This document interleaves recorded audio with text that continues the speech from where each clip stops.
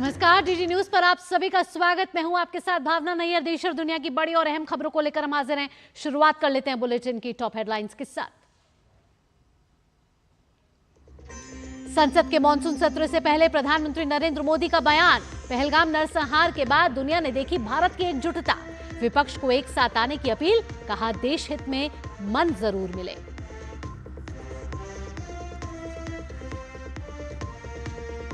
Monsoon सत्र में 15 से अधिक विधेयक पेश करने की तैयारी में सरकार। विपक्ष की ओर से पहलगाम हमले और ऑपरेशन सिंदूर समेत अन्य मुद्दों पर चर्चा की मांग।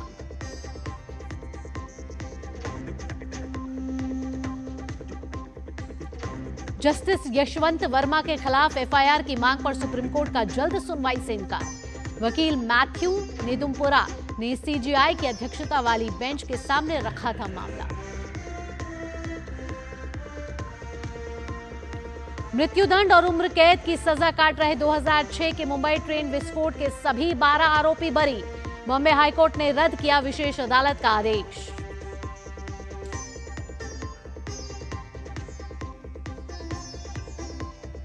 और मौसम की खबरों में हिमाचल प्रदेश में नदी नाले उफान पर। कुल्लू, मंडी, सिरमौर में भूस्खलन से कई जगह यातायात अवरुद्ध। उत्तराखंड में भी बारिश का दौर जारी। देहरादून, बागेश्वर, चंपावत और नैनीताल में स्कूल और आंगनबाड़ी केंद्र आज बंद।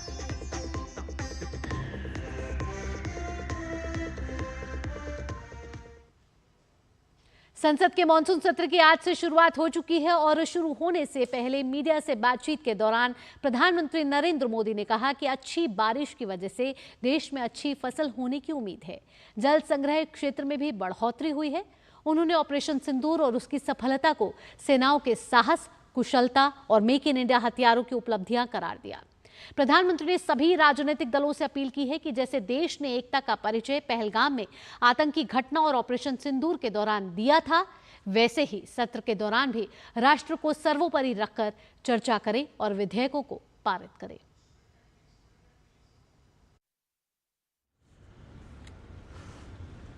नमस्कार दोस्तों,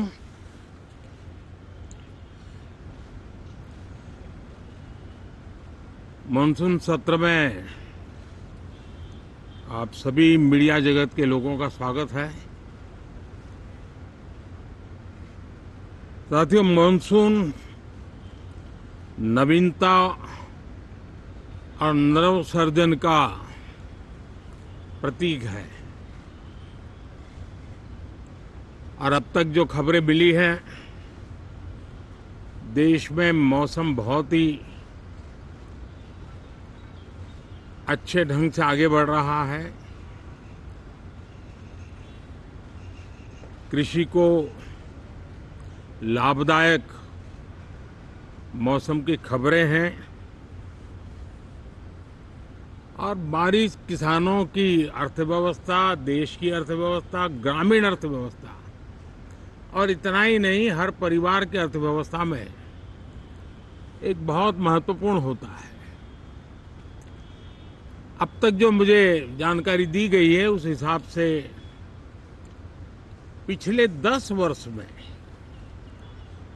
जो पानी का भंडार हुआ है इस बार, वो करीब करीब 3 गुना हुआ है, जिसका आने वाले दिनों में भी देश के अर्थतंत्र को बहुत लाभ होगा। साथियों, ये मॉनसून सत्र राष्ट्र के लिए ये बहुत ही गौरवपूर्ण सत्र है। ये मॉनसून सत्र राष्ट्र के लिए एक अपने आप में विजयोत्सव का रूप है।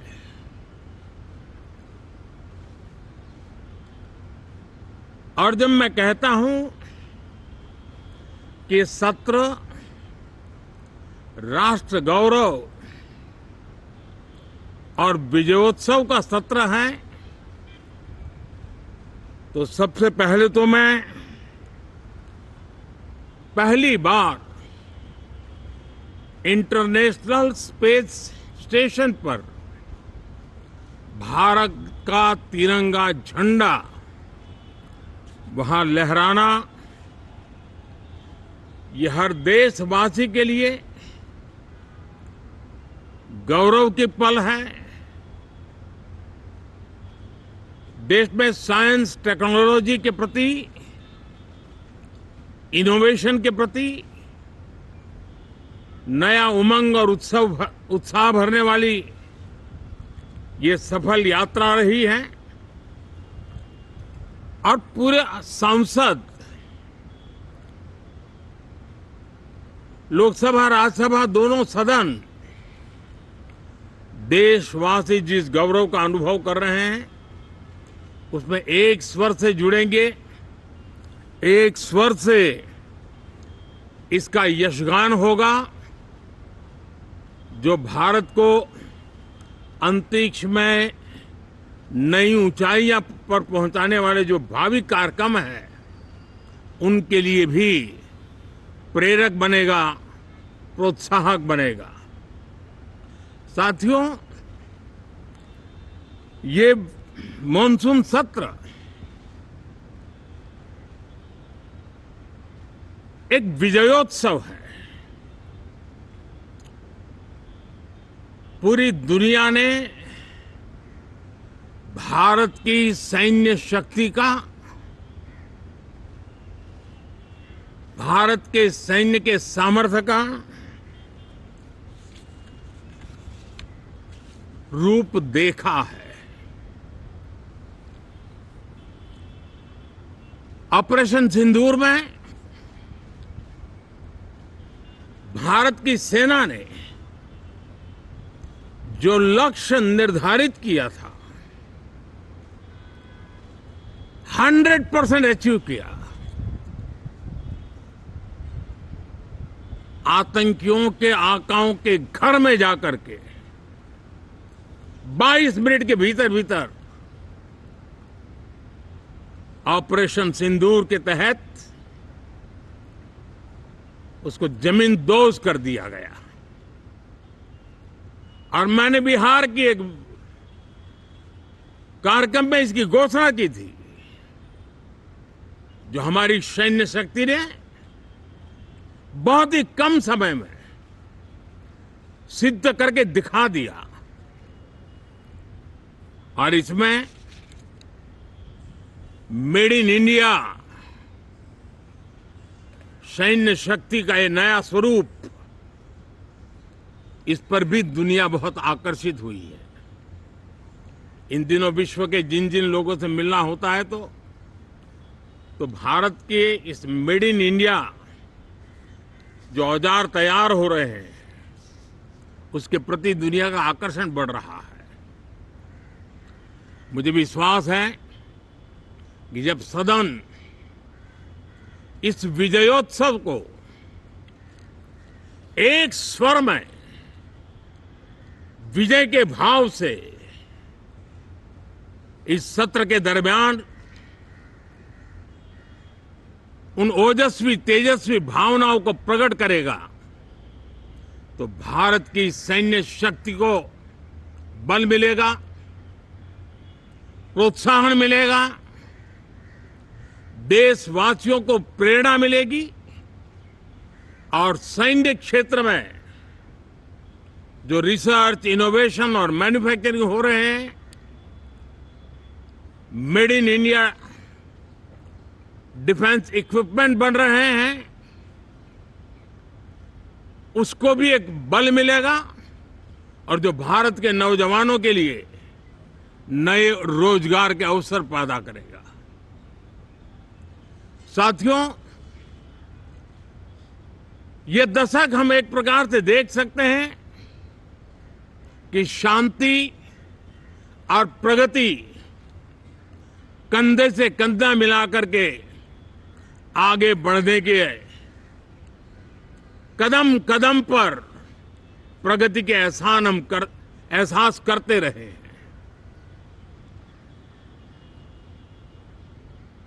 देश कई प्रकार की हिंसक वारदातों का शिकार रहा है, लंबे अरसे तक शिकार रहा है। देश आजाद हुआ तब से ये समस्या को हम झेल रहे हैं, चाहे आतंकवाद हो, नक्सलवाद हो, कोई प्रारंभ में शुरू हुआ होगा, कोई बाद में शुरू हुआ होगा, लेकिन आज नक्सलवाद का, माओवाद का दायरा बहुत तेजी से सिकुड़ रहा है। माओवाद को, नक्सलवाद को जड़ से उखाड़ने के संकल्प के साथ देश के सुरक्षा बल एक नए आत्मविश्वास से, तेज गति से सफलता की ओर कदम रख रहे हैं।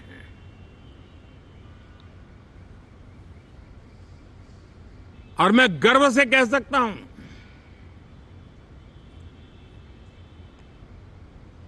देश में सैकड़ों जिले नक्सल की चपेट में से निकल करके आज मुक्ति का सांस ले रहे हैं। हमें गर्व है कि बम, बंदूक और पिस्तौल के सामने हमारा देश का संविधान जीत रहा है। हमारे देश का संविधान विजयी हो रहा है। देश के उज्जवल भविष्य के लिए साफ दिख रहा है कि कल तक जो रेड कॉरिडोर थे, वो आज ग्रीन ग्रोथ जोन में परिवर्तित होते नजर आ रहे हैं। साथियों, एक के बाद ऐसी घटनाएं देशभक्ति के लिए, देश की भलाई के लिए संसद में पहुंचे हुए हर माननीय सांसद के लिए गौरव का पल है। और संसद के इस सत्र में ये गौरव गान पूरा देश सुनेगा, हर सांसद से सुनेगा, हर दल से सुनेगा। साथियों, आर्थिक क्षेत्र में भी जब 2014 में आप सबने हमें जिम्मेवारी दी, देश फ्रेजाइल 5 की अवस्था से गुजर रहा था। 2014 के पहले वैश्विक अर्थव्यवस्था में हम 10वें नंबर पर थे और आज भारत तेज गति से दुनिया की तीसरे नंबर की अर्थव्यवस्था बनने की दिशा में आगे बढ़ रहा है, दरवाजे पर दस्तक दे रहा है। इन दिनों 25 करोड़ गरीबों का गरीबी से बाहर निकलना, जिसको विश्व की अनेक संस्थाएं सराहना कर रही है। देश में एक जमाना था 2014 के पहले, जब महंगाई का दर, इन्फ्लेशन रेट डबल डिजिट में हुआ करता था। आज 2% के आसपास आकर के देश के सामान्य मानव के जीवन में राहत बन गया है, सुविधा बन गया है।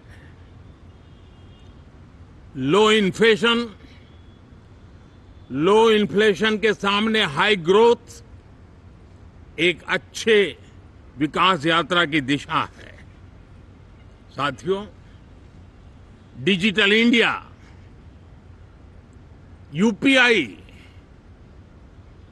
आज भारत के एक नए सामर्थ्य को दुनिया देख रही है, पहचान रही है और ज्यादातर देश में उसके प्रति एक आकर्षण पैदा हो रहा है। यूपीआई ने फिनटेक की दुनिया में अपने एक नाम कमाया है। रियल टाइम डिजिटल ट्रांजैक्शन दुनिया में सबसे ज्यादा हो रहे हैं। दुनिया में जितने हो रहे हैं, अकेले भारत में उससे ज्यादा हो रहे हैं। साथियों, पिछले दिनों इंटरनेशनल लेबर ऑर्गेनाइजेशन का एक वैश्विक समागम था और उसमें भारत ने बहुत बड़ी ऊंचाई प्राप्त की है। आईएलओ का कहना है कि 90 करोड़ से ज्यादा लोग भारत में अब सोशल सिक्योरिटी के दायरे में हैं। ये अपने आप में एक बहुत बड़ा अचीवमेंट है। उसी प्रकार से वैश्विक संस्था WHO ने ये कहा है कि भारत अब आंख की जो बीमारी आमतौर पर बारिश के सीजन में ज्यादा देखी जाती थी, ट्रैकोमा, अब भारत को WHO ने ट्रैकोमा फ्री घोषित किया है। तो आरोग्य के क्षेत्र में भी ये अपने आप में एक महत्वपूर्ण भारत के लिए सिद्धि है। साथियों, पहलगाम की क्रूर हत्या, अत्याचार, नरसंहार पूरी दुनिया चौंक उठी थी। आतंकवादी और आतंकवादी के आके दुनिया का ध्यान उनकी तरफ केंद्रित हुआ था। और उस समय दल हित छोड़ करके देश हित में हमारे ज्यादातर दलों के प्रतिनिधि, ज्यादातर राज्यों के प्रतिनिधि विश्व भ्रमण किया, दुनिया के अनेक देशों में गए और एक स्वर से दुनिया के सामने आतंकवादियों का आका पाकिस्तान को बेनकाब करने का एक बहुत सफल अभियान चलाया। मैं आज राष्ट्र हित में किए गए इस महत्वपूर्ण कार्य के लिए उन सभी सांसदों की सराहना करना चाहता हूं, सभी दलों की सराहना करना चाहता हूं। और उसने देश में एक सकारात्मक वातावरण पैदा किया। विश्व ने भारत की बात को स्वीकार करने की दिशा में अपने मन के द्वार खोले। और इसके लिए ये हमारे सांसदगण, हमारे राजनीतिक दल सराहना करने के मेरे लिए सौभाग्य है। साथियों, हम जानते हैं कि ये स्पिरिट, एक स्वर, एक एकता का वातावरण देश को कितना उत्साह से भर देता है। विजयोत्सव का ये पर्व इस मॉनसून सत्र में भी उसी भाव से प्रकट होगा। देश की सैन्य शक्ति को सराहना करेगा, देश के सामर्थ्य का गौरवगान करेगा और देश के 140 करोड़ नागरिकों को नई प्रेरणा का कारण बनेगा। मुझे विश्वास है कि हम सब मिलकर के डिफेंस के क्षेत्र में आत्मनिर्भर होने के इन प्रयासों को बल दें, सेना के सामर्थ्य की सराहना करें। और मैं आज देशवासियों के सामने जरूर कहूंगा और देश के राजनीतिक दलों से भी कहूंगा कि देश ने एकता की ताकत देखी है, एक स्वर का सामर्थ्य क्या होता है देखा है। तो सदन में से भी सभी माननीय सांसद उसको बल दें, उसको आगे बढ़ाएं। और मैं जरूर कहूंगा, राजनीतिक दल अलग अलग हैं, हर एक का अपना एक एजेंडा है, अपनी एक भूमिका है, लेकिन मैं इस वास्तविकता को स्वीकार करता हूं कि दल हित में मत भले न मिले, लेकिन देश हित में मन जरूर मिले, इसी एक भावना के साथ इस मानसून सत्र से देश के विकास यात्रा को बल देने वाले, देश की प्रगति को बल देने वाले, देश के नागरिकों को सामर्थ्य देने वाले अनेक विधेयक प्रस्तावित हैं। सदन विस्तृत चर्चा करके उसको भी पारित करेगा। मेरी सभी माननीय सांसदों से उत्तम डिबेट चलाने के लिए शुभकामनाएं हैं। बहुत बहुत धन्यवाद। संसद के मानसून सत्र की कार्यवाही शुरू हो चुकी है। मानसून सत्र से पहले प्रधानमंत्री नरेंद्र मोदी ने मीडिया को संबोधित किया है, जहां प्रधानमंत्री नरेंद्र मोदी ने कई बड़ी बातों का जिक्र किया है। कहा है कि आज से मानसून सत्र की शुरुआत हो रही है और मानसून सत्र से पहले उन्होंने कहा कि ये सत्र राष्ट्र के लिए गौरव और विजयोत्सव का सत्र है। प्रधानमंत्री नरेंद्र मोदी ने इस मौके पर कहा कि बम, बंदूक और पिस्तौल के सामने संविधान की जीत हुई है। प्रधानमंत्री ने पहलगाम आतंकी हमले का जिक्र करते हुए कहा कि पहलगाम का नरसंहार देखकर दुनिया चौंक उठी और ऑपरेशन सिंदूर के जरिए हमारी सेना ने दिखाया कि किस तरीके से पाकिस्तान के मंसूबों को जमींदोज किया और ऑपरेशन सिंदूर 100% सफल रहा। दुनिया ने भारत की सैन्य शक्ति को देखा, भारत की सैन्य शक्ति को सराहा और देश हित में भी सभी दलों ने इस आतंकी हमले के बाद एकजुटता दिखाई है।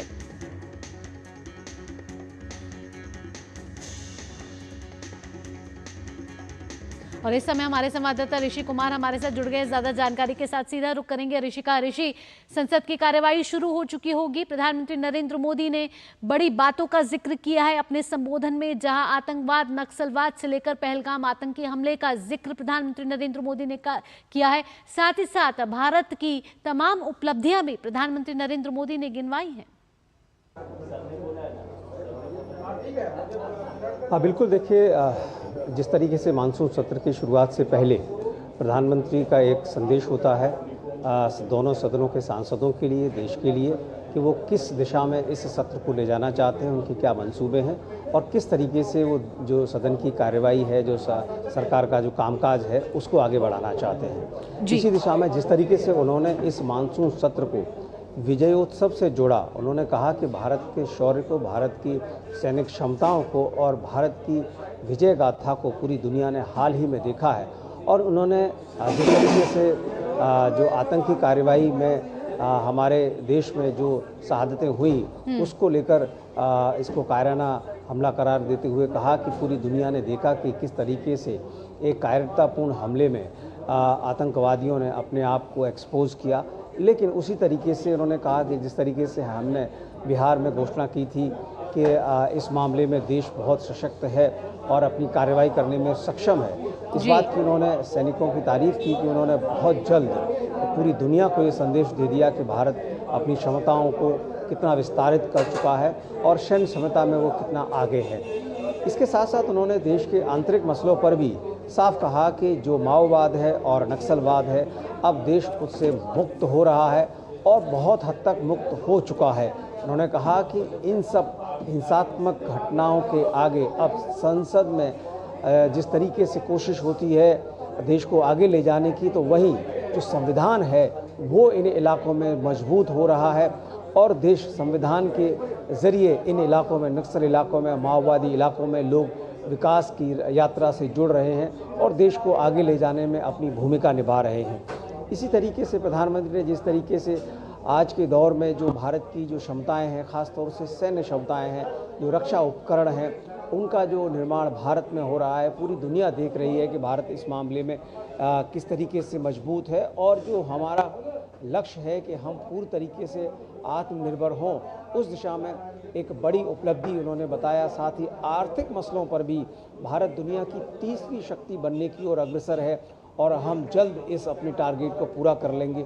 और उन्होंने जिस तरीके से जो ऑनलाइन पेमेंट की भी जिक्र की, कहा कि पूरी दुनिया में जहां जितने ऑनलाइन पेमेंट होते हैं उससे अधिक सिर्फ भारत में होते हैं। तो भारत की उपलब्धियों, भारत की सैन्य क्षमताओं और भारत के आंतरिक जो सुरक्षा के मसले पर उन्होंने कहा कि हम इस मामले में बहुत हद तक सफल हो चुके हैं। साथ ही साथ उन्होंने इस बात की भी सराहना की कि आतंकी हमले के बाद पूरी दुनिया के सामने जिस तरीके से पार्टीजन से अलग अपने एकत्र होकर और सभी सांसदों ने पूरी दुनिया में जाके भ्रमण किया और भारत की क्षमताओं और भारत के जो उसका मंतव्य है, जो उसका संदेश है, उसको फैलाया।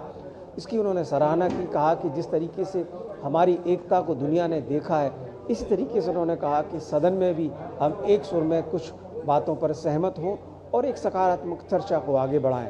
इसी दिशा में उन्होंने कहा कि मैं एक सकारात्मक चर्चा को सदन में देखना चाहूँगा और इसमें उन्होंने विपक्ष से आह्वान किया कि वो अपने क्षमताओं को इस मामले में प्रदर्शित करे और जो शांतिपूर्वक चर्चा है उसको आगे बढ़ाने में मदद करे। साथ ही जो हमारे तमाम विधेयक हैं, महत्वपूर्ण विधेयक हैं, उसको पास कराने के लिए और उनको सदन के पटल पर रखकर उन पर चर्चा करने के लिए भी उन्होंने कहा कि देश अपने नए नए प्रयासों के तहत जो ज़रूरत है जिन विधेयकों की उनको देश के सामने रखता है, इस दिशा में उन्होंने कहा कि इसमें भी विपक्ष का सहयोग मिले, ऐसा वो अपेक्षित मानते हैं। तो ये पूरे के पूरे सत्र को लेकर जो उनकी उम्मीदें हैं और जो उन्होंने विपक्ष से अपील की है, बहुत ही सकारात्मक संदेश उन्होंने अपने भाषण में दिया है।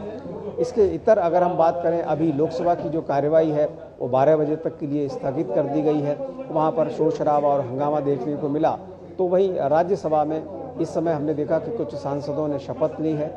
इसके अलावा नेता प्रतिपक्ष मल्लिकार्जुन खड़गे, जिनका कि आज जन्मदिन है, उन्हें बधाई दी गई है, जन्मदिन की बधाई। और भी राज्यसभा फिलहाल चल रही है। और अगर आज के विधायी कामकाज की बात की जाए तो एक एक विधेयक है जो सूचीबद्ध है दोनों ही सदनों में। वो कौन सा विधेयक है ऋषि जो सूचीबद्ध है आज के अगर विधायी कामकाज की बात करें तो? देखिए, सरकार ने कोशिश की है कि विधायी कामकाज को आगे बढ़ाया जाए। हम देख रहे थे लोकसभा में प्रश्नकाल को आगे बढ़ाने की कोशिश की गई और एक एक विधेयक जैसे कि आपने बताया लोकसभा में और राज्यसभा में सूचीबद्ध है। लेकिन अभी जो स्थिति बन रही है, लोकसभा में पहले ही दिन शुरुआत में ही हंगामा और शोर शराबा देखने को मिला। अब वहाँ पर क्या विधेयक टेकअप हो पाएगा? दूसरा जो राज्यसभा है उसमें हालांकि अभी राज्यसभा चल रही है, लेकिन वहाँ पर भी कार्य स्थगन प्रस्ताव के नोटिस दिए गए हैं जी। नियम 267 के तहत सभी कामकाज रोककर चर्चा कराने की बात की जा रही। तो ऐसे में विधायी कामकाज कितना बढ़ पाएगा ये देखना होगा, क्योंकि लोकसभा फिलहाल 12 बजे तक के लिए स्थगित है। राज्यसभा में अभी बाकी की जो कामकाज को देखते हुए और जो मुद्दे उठाने की जो बात है उसको देखते हुए देखना होगा कि विधेयकों के लिए क्या स्थिति बनती है। चलिए, आज से संसद के मानसून सत्र की शुरुआत हो चुकी है। लोकसभा की कार्यवाही 12 बजे तक के लिए स्थगित कर दी गई है, वहीं राज्यसभा की कार्यवाही फिलहाल के लिए जारी है। फिलहाल ऋषि, तमाम जानकारियों के साथ आपका बहुत बहुत धन्यवाद। बुलेटिन में वक्त हो चला एक छोटे से ब्रेक का। ब्रेक के बाद बात करेंगे कि संसद के मानसून सत्र की शुरुआत तो हो चुकी है, कौन कौन से वो संभावित विधेयक हैं जो इस सत्र में पेश पारित करने के लिए रखे जा सकते हैं, ये सब इस छोटे से ब्रेक के बाद।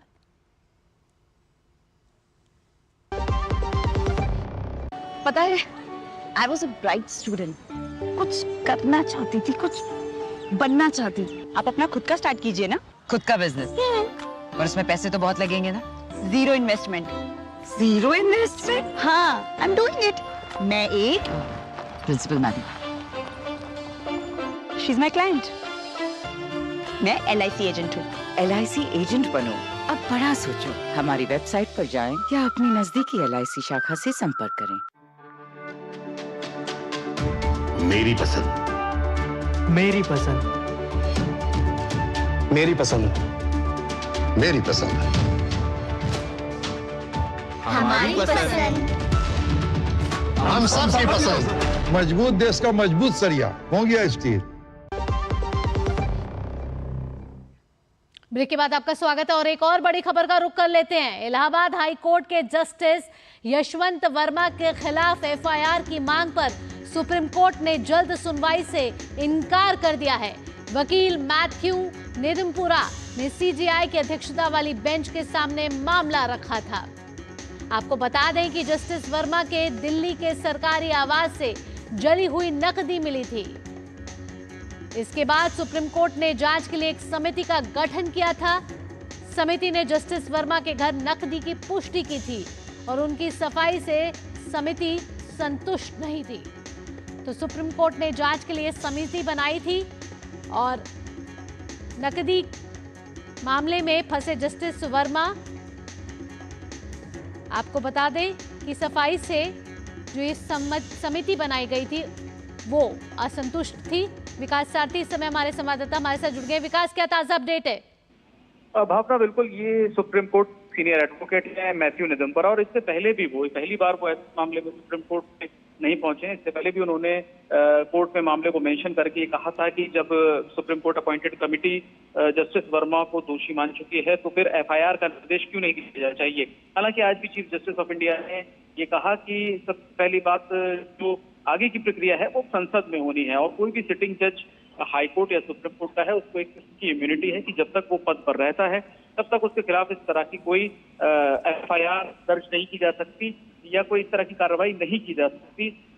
ये एक व्यवस्था रही है, ये एक ट्रेडिशन रहा है। इसी को हमने देखा कि सुप्रीम कोर्ट ने पिछली सुनवाई में भी फॉलो करते हुए कहा था कि जब तक अंतिम निष्कर्ष कुछ नहीं आ जाता आप इस तरह की मांग सुप्रीम कोर्ट से क्यों कर रहे हैं।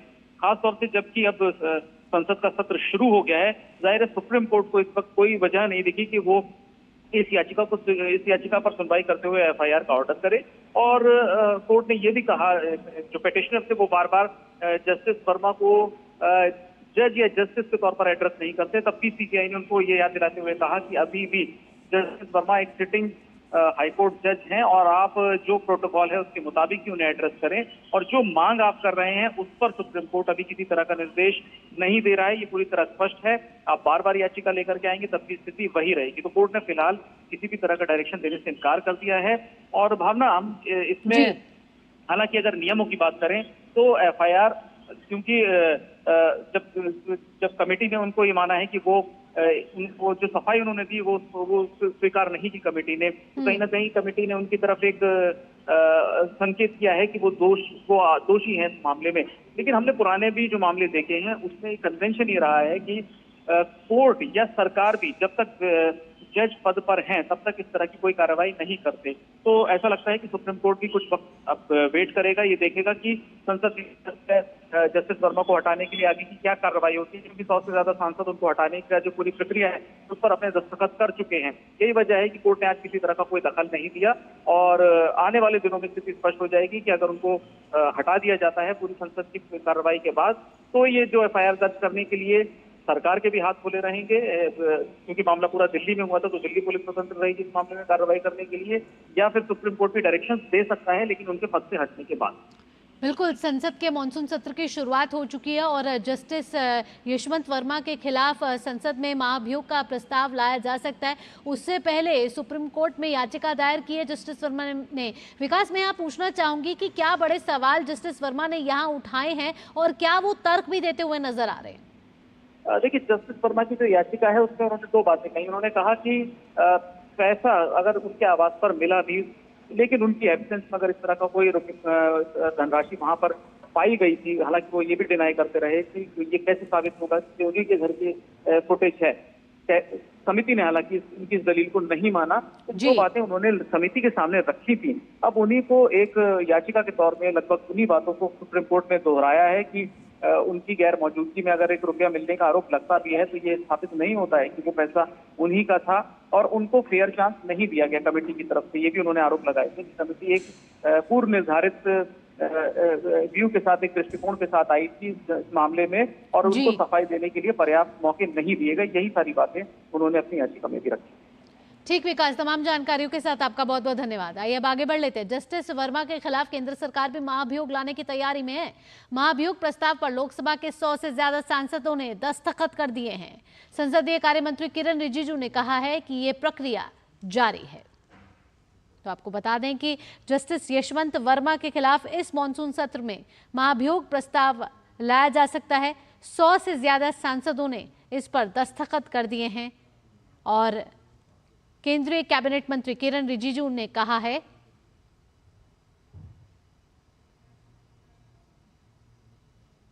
अगर कार्रवाई करना होता है तो वो पार्लियामेंट ही कर सकता है, विशेष करके उसको अगर हटाना है तो, कि वो एक करप्शन केस है और पैसे को जलते हुए तस्वीरें सबने देखा है। दूसरी बात यह है कि सुप्रीम कोर्ट का चीफ जस्टिस ने ही रेकमेंड किया है सरकार को, सरकार मीन्स राष्ट्रपति जी को और प्रधानमंत्री जी को। अब जब सुप्रीम कोर्ट का अपॉइंटेड कमेटी का रिपोर्ट के साथ मुख्य न्यायाधीश ने पत्र लिख दिया है, कार्रवाई करने के लिए एक तरीके से सिफारिश कर दिया है, तो इसके बाद आगे बढ़ाना हमारा दायित्व है। अब पार्लियामेंट ही रिमूव कर सकते हैं। प्रमुख जितना दल है सब एक मत है कि ये तो ओपन एंड शट केस है, करप्शन केस है, इसमें कार्रवाई होना चाहिए। आगे बढ़ते हैं। पश्चिम बंगाल शिक्षक भर्ती घोटाला मामले में राज्य के मुख्यमंत्री ममता बनर्जी के खिलाफ दायर अवमानना याचिका पर सुप्रीम कोर्ट ने सवाल उठाया है। कोर्ट ने याचिकाकर्ता से कहा है कि आप अदालत को सियासत में मत घसीटिए, यह आपकी राजनीतिक लड़ाई है, आप इसे कोर्ट के बजाय दूसरी जगह लड़िए। कोर्ट ने याचिकाकर्ता के अनुरोध पर सुनवाई को 4 हफ्ते के लिए टाल भी दिया। याचिकाकर्ता की ओर से पेश वरिष्ठ वकील मनिंदर सिंह ने सुनवाई टालने का आग्रह करते हुए कहा कि हमने अवमानना का मुकदमा दायर करने के लिए अटॉर्नी जनरल को लिखा है और उनकी सहमति का इंतजार है। बता दें कि सुप्रीम कोर्ट में किसी के खिलाफ अवमानना का मुकदमा दायर करने के लिए एजी की पूर्व सहमति जरूरी होती है।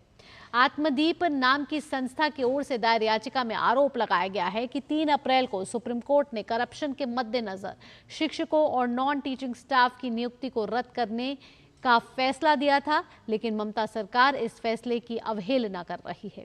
याचिका में कहा गया है कि 7 अप्रैल को दिए अपने भाषण में ममता बनर्जी ने कई ऐसी बातें कही जो सुप्रीम कोर्ट की गरिमा को कम करने वाली हैं। साथ ही ममता बनर्जी ने सुप्रीम कोर्ट के आदेश को धता बताते हुए पद से हटाए ग्रुप सी और ग्रुप डी के स्टाफर को मासिक वेतन देने की पॉलिसी भी बनाई है। बात उत्तर प्रदेश की। अब उत्तर प्रदेश में 69,000 सहायक शिक्षकों की भर्ती से जुड़े मामले पर सुप्रीम कोर्ट सुनवाई करेगा। पिछली सुनवाई में न्यायालय ने इलाहाबाद हाईकोर्ट के आदेश पर रोक लगा दी थी। आज ये मामला नई बेंच के सामने लगेगा।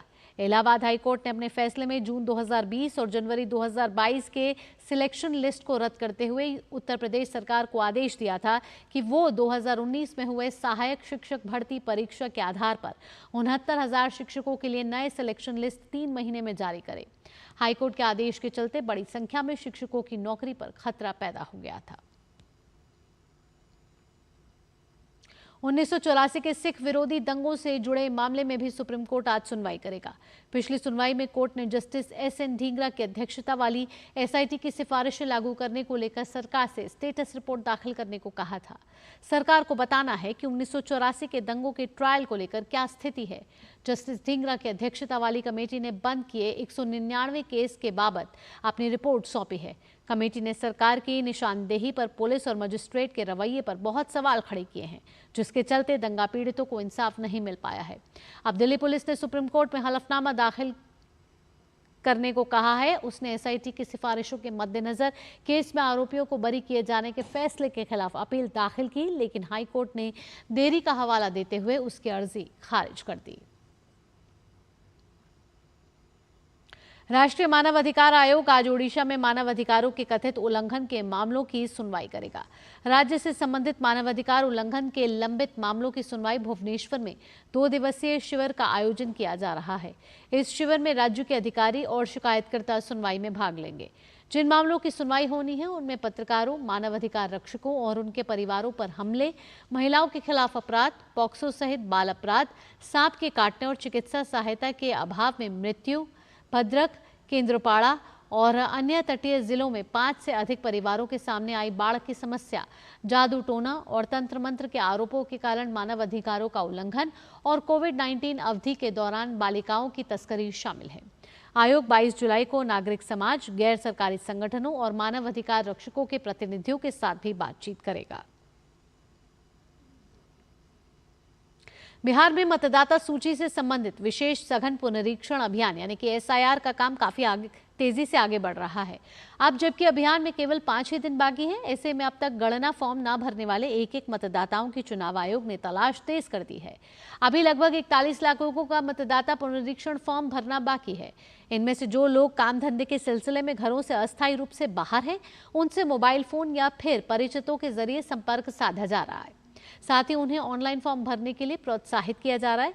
ऐसे भी ना कर पाने की स्थिति में उन्हें मोबाइल फोन पर जरूरी दस्तावेज, फोटो और हस्ताक्षर आदि मंगाकर उन्हें भरने का काम भी किया जा रहा है।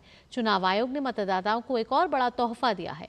मतदान करने में परेशानी ना हो, इसलिए चुनाव आयोग ने बिहार में 12,817 नए बूथ का निर्माण किया है।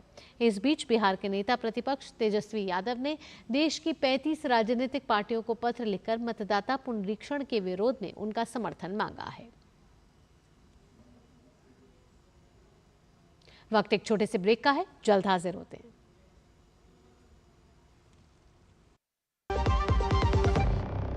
डॉक्टर दादू, हाँ। ये प्रीमियम क्या होता है? बेटा प्रीमियम मतलब समझ लो पेट्रोल। जब तक कार में पेट्रोल है तब तक कार चलेगी, पेट्रोल खत्म कार स्टॉप।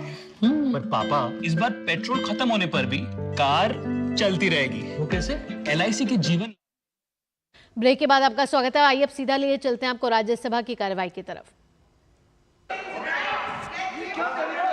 सबसे पहले तो मैं मल्लिकार्जुन खड़गे जी को आज के दिन उनके जन्म दिवस पर उनको बहुत बहुत बधाई देता हूं। दूसरा, मैं उनसे निवेदन करता हूं कि आपके परमिशन से लीडर ऑफ द ऑपोजिशन को रूल 267 पर आपके ऑब्जर्वेशन पर उनकी क्या टिप्पणी है, इसके लिए आपने उनको परमिट किया। उन्होंने रूल 267 के संवैधानिक विषयों पर चर्चा नहीं की, वह उस विषय पर चर्चा करने लगे, ऑपरेशन सिंदूर। ऑपरेशन सिंदूर जिसके बारे में, एक मिनट मैडम जी शांत रहिए प्लीज। देखिए, तर्क में अपनी ताकत होती है, चिल्लाने की जरूरत नहीं होती। चिल्लाने की जरूरत नहीं होती है। नो सर, आज गुड डिबेट। अरे क्यों चिल्ला रहे हो भाई? मेरा तर्क तो सुन लो। One second, honorable members, when LOP was speaking, there was silence.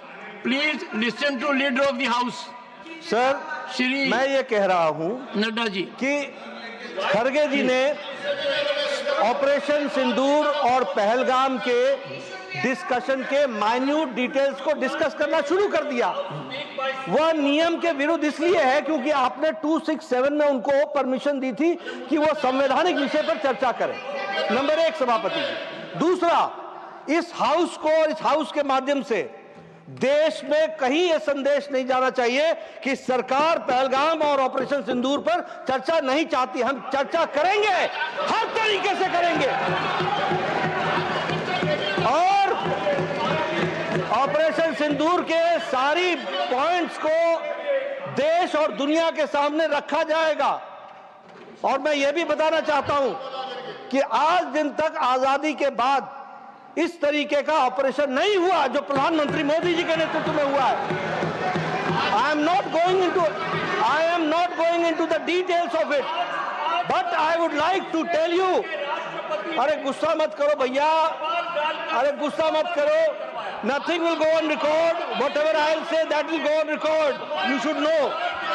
तो मैं ये बता रहा हूं कि सभापति जी श्रमिक भट्टाचार्य ने on our own under rule 167 operation Sindoor के बारे में चर्चा रखी है। बिजनेस एडवाइजरी कमेटी में आप समय तय करेंगे। भारत सरकार मोदी जी के नेतृत्व में हर बात की चर्चा करने के लिए तैयार है और हम चर्चा करेंगे। ऑनरेबल मेंबर्स, एक second please, first ask the members, ask nothing. Honorable members, एक second sir, I have not given permission to। तो संसद के मॉनसून सत्र की शुरुआत हो चुकी है। राज्यसभा की कार्यवाही इस समय चल रही है, जहां leader of the house JP Nadda Mallikarjun खड़गे के सवालों का जवाब दे रहे थे। उन्होंने कहा कि पहलगाम आतंकी हमले और ऑपरेशन सिंदूर पर सरकार पूरी तरीके से चर्चा के लिए राजी है। यहाँ रुक रहे हैं एक छोटे से ब्रेक के लिए। ब्रेक के बाद बात होगी मौसम की।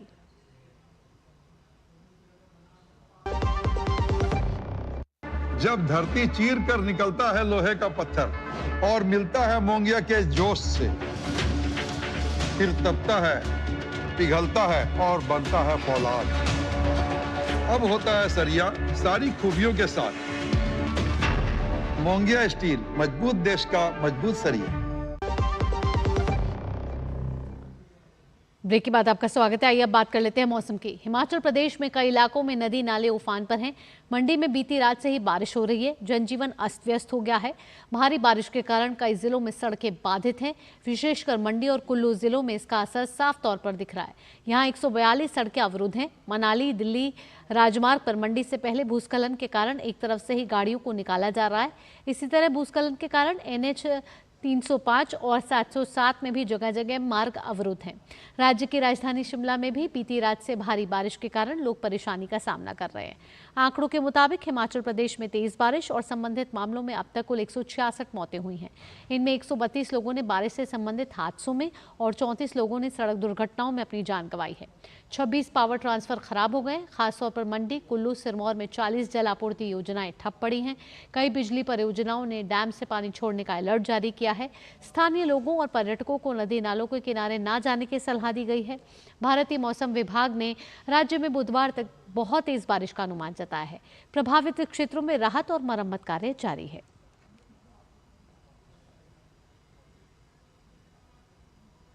केंद्रीय गृह मंत्री अमित शाह ने हिमाचल में प्राकृतिक आपदा और उसके असर को देखते हुए एक बहुक्षेत्रीय केंद्रीय टीम के गठन का निर्देश दिया है।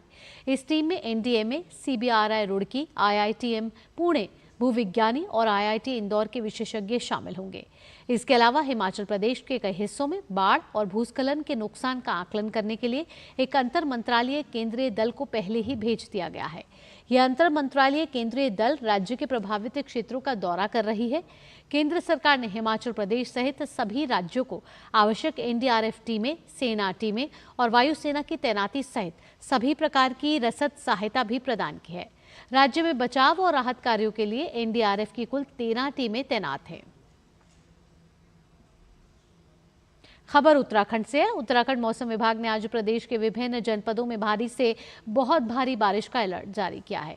इसे देखते हुए राज्य के 4 जिलों में आंगनवाड़ी केंद्रों और विद्यालयों में अवकाश घोषित कर दिया गया है। प्रदेश की राजधानी देहरादून में बीती रात से तेज बारिश जारी है। नैनीताल समेत राज्य के विभिन्न क्षेत्रों में भारी से अत्यंत भारी वर्षा की संभावना के चलते रेड अलर्ट जारी किया गया है। छात्रों की सुरक्षा को देखते हुए नैनीताल जिले के सरकारी और निजी विद्यालय बंद रहेंगे। चंपावत जिले में रात भर बारिश रही। अभी भी इलाके में हल्की बारिश जारी है। चंपावत प्रशासन ने जिले के मैदानी क्षेत्रों में आंगनवाड़ी और विद्यालयों में अवकाश घोषित किया है। इसके अलावा पौड़ी गढ़वाल के कोटद्वार, लैंसडाउन, सतपुली सहित पर्वतीय क्षेत्रों में लगातार बारिश जारी है, जिसके कारण लोगों का जीवन ठप पड़ गया है। सुबह से ही लगातार रिमझिम बारिश हो रही है। पहाड़ों पर कोहरा छाया हुआ है। अल्मोड़ा में रात से लगातार बारिश हो रही है। बागेश्वर में भी रात से रिमझिम बारिश हो रही है। वहीं कपकोट तहसील क्षेत्र में तेज बारिश होने से सरयू नदी का जलस्तर बढ़ रहा है। बारिश से कपकोट पिंडारी मोटर मार्ग कई जगहों पर ध्वस्त हो गया है। मौसम विभाग ने 22 जुलाई को देहरादून और उत्तरकाशी जिलों में बहुत भारी बारिश की संभावना जताई है।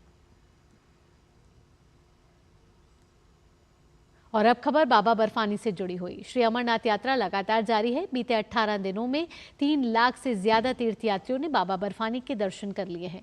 बालटाल और नुनवान पहलगाम जुड़वा मार्ग की बात की जाए तो इस रास्ते से सुचारू रूप से चल रही इस यात्रा में रविवार शाम तक देश के विभिन्न हिस्सों से आए 16,886 तीर्थयात्रियों ने पवित्र गुफा में प्राकृतिक रूप से बने हुए शिवलिंग के दर्शन किए। 4,000 से ज्यादा तीर्थयात्रियों का 21वां जत्था आज सुबह जम्मू के भगवती नगर यात्री निवास से दक्षिण कश्मीर हिमालय में 3,880 मीटर ऊंचे पवित्र अमरनाथ गुफा में पूजा अर्चना के लिए रवाना हुआ।